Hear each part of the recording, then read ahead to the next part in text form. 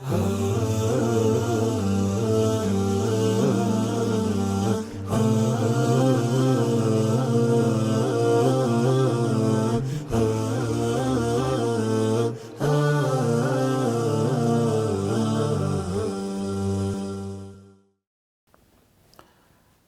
അലൈക്കും വറഹ്മത്തുള്ളാഹി വബറകാതുഹു.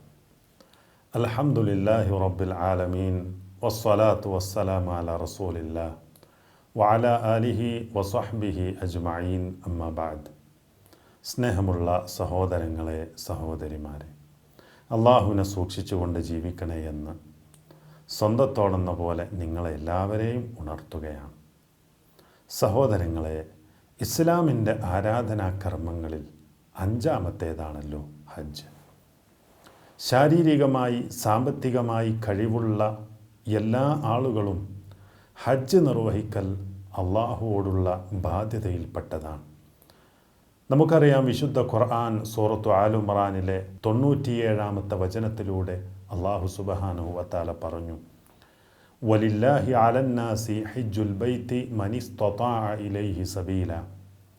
ആ മന്ദിരത്തിൽ എത്തിച്ചേരാൻ കഴിവുള്ള മനുഷ്യർ അതിലേക്ക് ഹജ്ജ് തീർത്ഥാടനം നടത്തൽ അവർക്ക് അള്ളാഹുവോടുള്ള ബാധ്യതയാകുന്നു.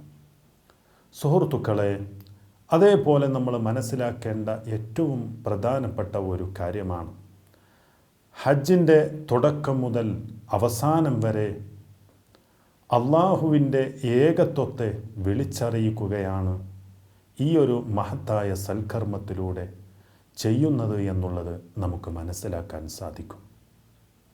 ആദ്യമായി ഹാജിമാർ വിളിക്കുന്ന തൽബിയത്തിൻ്റെ വചനം അള്ളാഹുവിലുള്ള ഏകത്വത്തെ ഊട്ടിയുറപ്പിക്കുകയാണ് അവർ ചെയ്യുന്നത്. എന്താണ് ആ തൽബിയത്ത്? മഹാനായ റസൂൽ കരീം സ്വല്ലല്ലാഹു അലൈഹി വസല്ലം അവിടുന്ന് നമുക്കത് കൃത്യമായി പഠിപ്പിച്ചു തന്നിട്ടുണ്ട്. ലബ്ബൈക് അല്ലാഹുമ്മ ലബ്ബൈക് ലബ്ബൈക ലാ ശരീക ലക ലബ്ബൈക് ഇന്നൽ ഹംദ വന്നിഅമത ലക വൽ മുൽക്ക് ലാ ശരീക ലക്. ലബ്ബൈക് അല്ലാഹുമ്മ ലബ്ബൈക്, അല്ലാഹുവേ ഞാനിതാ നിൻ്റെ വിളിക്ക് ഉത്തരം നൽകിയിരിക്കുന്നു. ലബ്ബൈക ലാ ശരീക ലക ലബ്ബൈക്, നിൻ്റെ വിളിക്കിതാ ഞാനിതാ ഉത്തരം നൽകിയിരിക്കുന്നു, നിനക്ക് യാതൊരു പങ്കുകാരുമില്ല. വീണ്ടും പറയുകയാണ്, നിൻ്റെ വിളിക്കിതാ ഞാൻ ഉത്തരം നൽകിയിരിക്കുന്നു. എന്നിട്ട് പറയുന്നു, ഇന്നൽ ഹംദ വന്നിഅമത ലക വൽ മുൽക്ക്, സർവ സ്തുതികളും നിനക്കുള്ളതാണ്, അതേപോലെ സർവ അനുഗ്രഹങ്ങളും നിന്നിൽ നിന്നാണ്, സർവ ആധിപത്യങ്ങളും നിനക്ക് മാത്രമാണ്.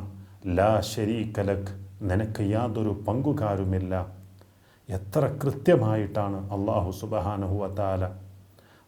സുബ്ഹാനഹു വതആലയാണ് ഏകൻ എന്നുള്ളത് ഈ തൽബിയത്തിലൂടെ റസൂൽ സല്ലല്ലാഹു അലൈഹി വസല്ലം നമുക്ക് പഠിപ്പിച്ചു തരുന്നത്. അതുപോലെ തന്നെ സുഹൃത്തുക്കളെ, സഹോദരങ്ങളെ, സഈ നിർവഹിക്കുമ്പോൾ സഫ മറുവ എന്ന 2 കുന്നിൻ മുകളിൽ കയറിയാൽ നാം ഉരുവിടുന്ന വചനം അള്ളാഹുവിൻ്റെ ഏകത്വത്തെ വിളിച്ചോതുന്നതാണ്. എന്താണ് ആ കുന്നിൻ മുകളിൽ കയറിയാൽ റസൂൽ സല്ലല്ലാഹു അലൈഹി വസല്ലമ ചൊല്ലാൻ വേണ്ടി നമ്മളോട് പഠിപ്പിച്ച ആ മഹത്തായ ദിക്ർ എന്താണ് സുഹൃത്തുക്കളെ? ഇമാം മുസ്ലിം ഉദ്ധരിക്കുന്ന ഹദീസിൽ നമുക്ക് കാണാൻ സാധിക്കും, ലാ ഇലാഹ ഇല്ലല്ലാഹു വഹ്ദഹു ലാ ശരീക ലഹ് ലഹുൽ മുൽക്കു വലഹുൽ ഹംദു വഹുവ അലാ കുല്ലി ഷൈഇൻ ഖദീർ ലാ ഇലാഹ ഇല്ലല്ലാഹു വഹ്ദഹു അൻജസ വഅദഹു വനസറ അബ്ദഹു വഹസമൽ അഹ്സാബ വഹ്ദഹു. എന്താണതിൻ്റെ ആശയം? എന്താണതിൻ്റെ അർത്ഥം? ലാ ഇലാഹ ഇല്ലല്ലാഹു വഹ്ദഹു, ഏകനായ അള്ളാഹു അല്ലാതെ ആരാധനക്കർഹനില്ല. ലാ ശരീക ലഹു, അവന് യാതൊരു പങ്കുകാരുമില്ല. ലഹുൽ മുൽക്കു വലഹുൽ ഹംദ്, സർവ ആധിപത്യവും സർവസ്തുതികളും അവന് മാത്രമാണ്. വഹുവ അലാ കുല്ലി ഷൈഇൻ ഖദീർ, അവൻ എല്ലാറ്റിനും കഴിവുറ്റവനാണ്.